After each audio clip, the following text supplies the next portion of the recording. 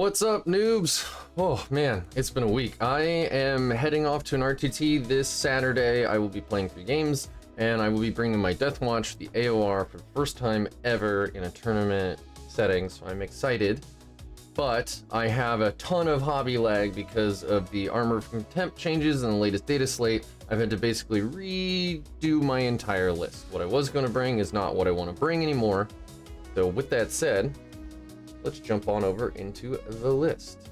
Deathwatch, obviously, we're looking at 1999 points. I've got 3 HQs, a captain, jump pack, Xenophase blade, mastercraft weapon, so he'll be able to get in there.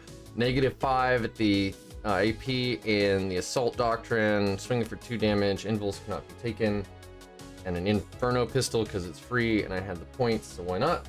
Primaris Chaplain on bike. This guy's got everything. You've seen him a million times. Recitation of Focus, Canticle of Hate. He's got the Master of Sanctity upgrade. He's got the Wise Order, Warlord trait, the Beacon Angelus Relic, and then I have taken Optimized Priority as his second Warlord trait so that I can still perform an action and shoot with a unit. I have a Primaris Librarian. I have given him the Chief Librarian upgrade for the 3rd power. I don't know how good this is really going to be, and I could save 25 points if I got rid of it, but I'm going to try it out. Anyway, I gave him Primorphic Resonance, Fortified with Contempt, and Mantle of Shadow. Usually I grab Severance just in case it comes in handy, but Mantle of Shadow is something that looks like it could become handy at any time, especially earlier in the game, where Severance seems useful later in the game.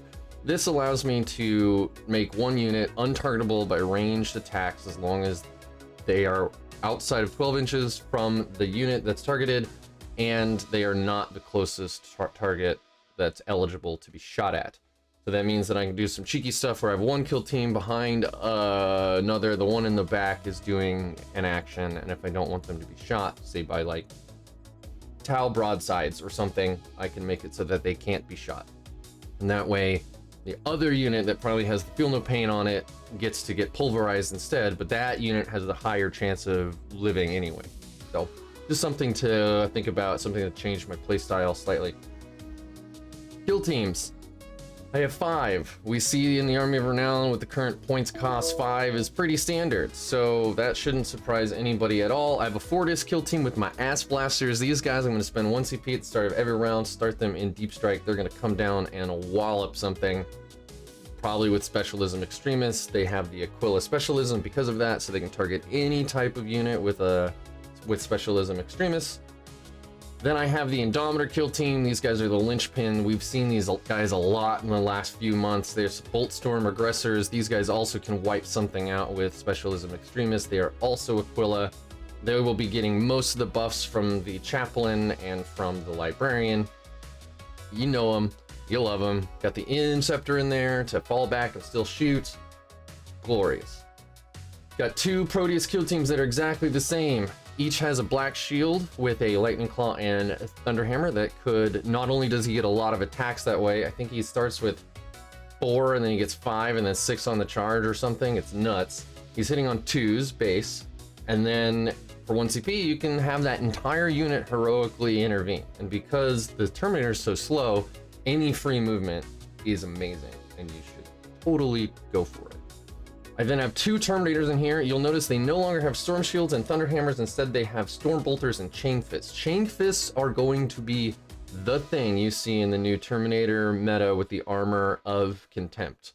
These guys are going to be so tanky with the Armor of Contempt now that you can bring a Chain Fist, which has -4 AP base. It's only D3 damage, flat 3 against vehicles, but D3 damage kind of sucks, but the -4 AP becomes -5 in Assault Doctrine, and you can really start to punch through those other armies that have the Armor of Contempt upgrade just like yours. And it'll be even better into Then I have 5 veterans. The Watch Sergeant has a heavy Thunderhammer. I have 2 normal guys with twin Lightning Claws, and then I have 2 dudes with a Chainsword and Storm Shield. They are there to take any really high AP shots, and then they're gonna die. Those 2 dudes with the Storm Shields probably don't even make it into combat most times. I have the biker, of course, he has a chainsword, and then I have a Vanguard veteran, also with a heavy Thunderhammer. Fun fact for you Deathwatch players out there, if you are trying to cram as many heavy Thunderhammers into a kill team as you can only take 6, because the way the wording is the first 5 veterans and the sergeant, or the first 4 veterans and the sergeant can only take 1. But if you cram 5 Vanguard vets in there, they can each take 1. So you can have 6 in a 10-man. A little weird. So the Vanguard veteran and the biker are there for the common Deathwatch move shenanigans we all know, we all love. You move the bike up, you move the Vanguard vet right behind him, you move the normal vets behind him, and then you move the Terminators in the back. It lets that Proteus kill team move a surprisingly fast 11 inches. And then if you start to lose Terminators, obviously you just speed up more and more. My second Proteus kill team is exactly the same. These guys are obviously my melee guys. They've got a little bit of shots between the 2 Storm Bolters and the twin bolt gun from the biker in each team, but these guys are not here to shoot. They're there to get in and pulverize. And then finally, I am so excited to play these guys. I have never put a Spectrus kill team on the table before in a tournament. In fact, I've never put any of these kill teams on the table before in a tournament. So that statement is kind of ridiculous. But anyway, 6 Infiltrators, 4 Eliminators. I'm going to combat squad them. The Helix Gauntlet Infiltrator will be in with the Eliminators. They're obviously a Pregatus because they'll be shooting at HQs.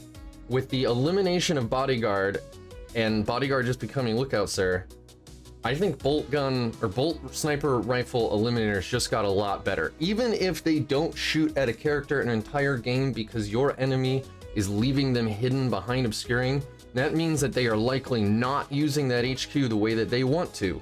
But especially really fragile HQs like all the new Eldari ones and the Harlequin ones will melt to this new meta where they no longer get Bodyguard.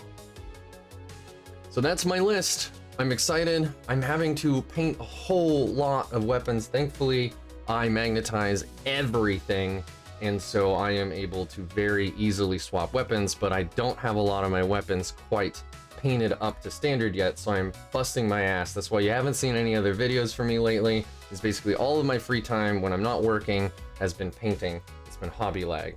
Lots of these eliminators to go ahead and paint up. So thank you for looking at the video. Thanks for going on this journey with me. I'm still a very new tournament player, but I'm having a lot of fun.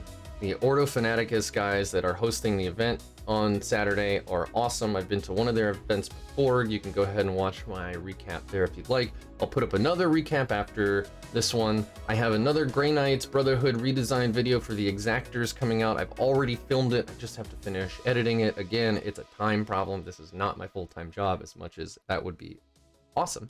It does not pay the bills. So with that said, thank you. Like, comment, subscribe, all that stuff. Join the Discords. The Deathwatch one and the Grey Knight one are over the moon with the Armor of Contempt changes, and there's a ton of awesome people in there having great conversation. So if you're on the fence about it, join up. It's awesome. You'll never find nicer group of people other than Deathwatch SH. That guy's kind of a jerk. Anyway, thank you. Don't forget to call your mother.